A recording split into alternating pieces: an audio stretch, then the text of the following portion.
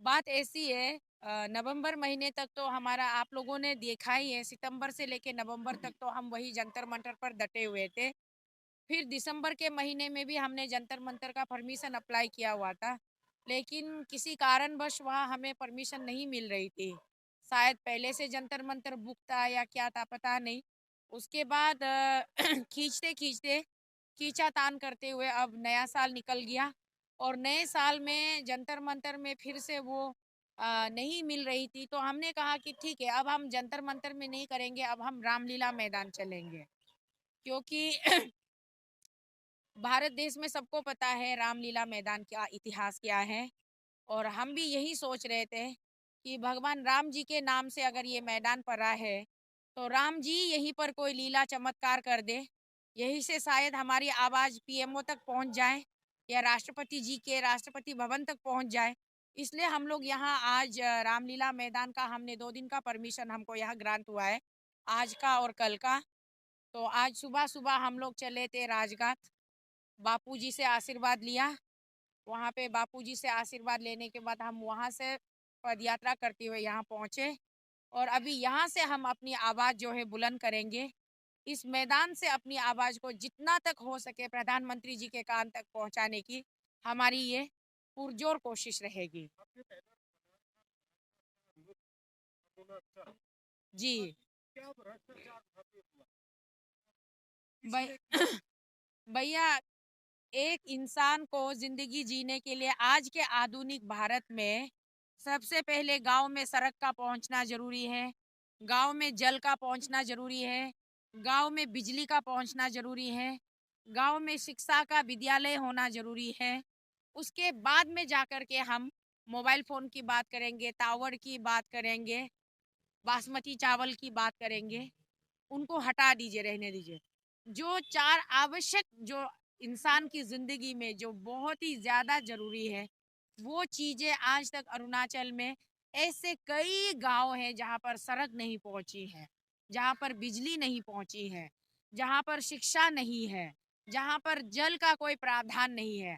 पहाड़ से लोग खोद कर झरने बनाकर पानी, माथे में पानी की कलसी बुक बुक कर उठाकर लोग पानी का सेवन कर रहे हैं।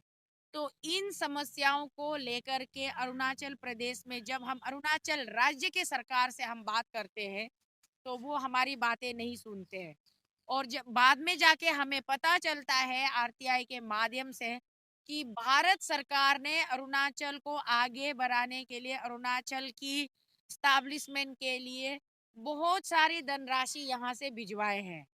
तो आज के डेट में हमारा सवाल ये है कि वो धनराशि कहाँ पर खर्च किए गए हैं। अगर मोदी सरकार तो कहती है कि हर गांव में बिजली, हर गांव में पानी, हर गांव में रोड।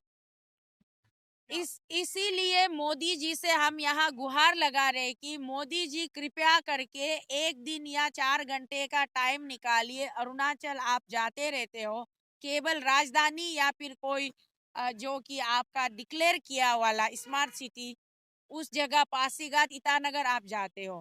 कभी आप अरुणाचल के कोने कोने, चप्पा चप्पा, जहाँ चीन का बॉर्डर है, जहाँ जो हमारा जो इंटरनेशनल 3 बाउंड्रीज है अरुणाचल सराउंडेड बाय, वहाँ जो जो बाउंड्रीज है, चीन का बाउंड्री है, भूटान का बाउंड्री है, म्यांमार का बाउंड्री है, वहां तक एक बार जाने की कष्ट कीजिएगा।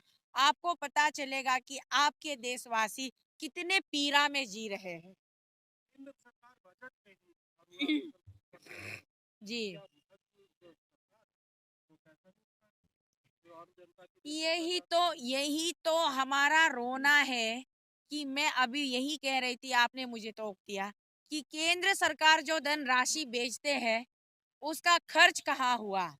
आज हम राज्य के आम जनता हैं, तो हम इन्हीं सवालों को लेकर के यहाँ देश के राजधानी में हम यहाँ पिछले 5 महीने से हम यही सवाल लेकर बैठे हुए हैं कि जो धन राशि मोदी जी आप वहाँ भिजवाते हो, वो धन राशि आखिर जाती कहाँ है। मैडम, रामलीला मैदान का इतिहास है मैडम। यहाँ पर गन्ना होता है, बात करें या उससे पहले जेपी सिंह की बात करें, यहाँ इतिहास लिखा जाता है। क्या लगता है आपको, यहाँ इतिहास को दोहराया जाएगा राष्ट्रीय में? जेपी आंदोलन ने एक इतिहास रचा था, इंदिरा गांधी की सत्ता छीन ली थी। अन्ना आंदोलन ने जन लोकपाल बिल के लिए जो एक हंगर स्ट्राइक उन्होंने अनशन रखा था, उसके वजह से दिल्ली में आम आदमी सरकार का सूर्योदय हुआ। लेकिन हमारा सिर्फ केवल और केवल कोई राजनीतिक मंशा नहीं है। हमारी एक ही चाहत और एक ही हमारी डिमांड है कि सीबीआई और ईडी अरुणाचल राज्य सरकार के करप्शन के अगेंस्ट लगवाया जाए। तो हमें पूरी उम्मीद है, विश्वास है, जेपी जी यहाँ से निराश होकर नहीं गए थे, अरविंद जी, अन्ना जी यहाँ से निराश होकर नहीं गए थे। तो आज हम अरुणाचल अगेंस्ट करप्शन वाले भी पूरी उम्मीद के साथ यहाँ रामलीला मैदान में बैठे हुए हैं कि हम भी यहाँ से निराश होकर नहीं जाएंगे।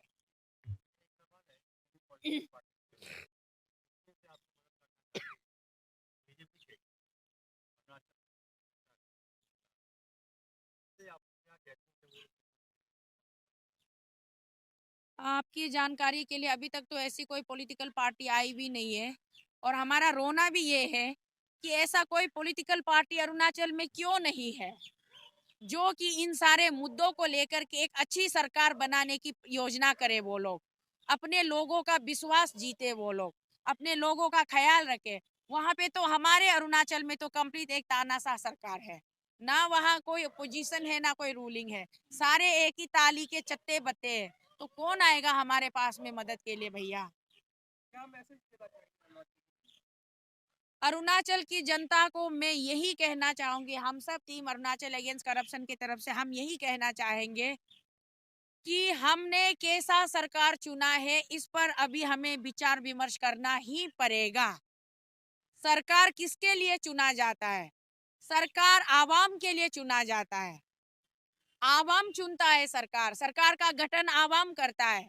गद्दी पर आने के बाद वही आवाम उनके लिए बोझ लगने लग जाता है, वही आवाम से उनको नफरत सी होने लगती है। तो फिर सरकार किसके लिए है? इस पर अरुणाचल के जनता को पूरा विचार विमर्श करना होगा और सीरियसली संज्ञान लेते हुए अरुणाचल के जनता को, अगर आज हमारी सुनवाई यहाँ देश की राजधानी दिल्ली में नहीं हो रही है, हमारी प्रधानमंत्री जी बहरे हो गए हैं, हमारे प्रधानमंत्री जी अंधे हो गए हैं, हमारे प्रधानमंत्री जी गूंगे हो गए हैं, तो फिर हमने कैसा प्रधानमंत्री चुना था, ये सोचना अभी अनिवार्य हो गया है। अरुणाचल के जनता को मैं ये अपील करना चाहूंगी कि जरूर सोचिए इस विषय में और आप खुद ही निश्चय कीजिए आपको हमको कैसा सरकार चाहिए। सब्सक्राइब करें हमारे YouTube चैनल को और बने रहें हमारे साथ।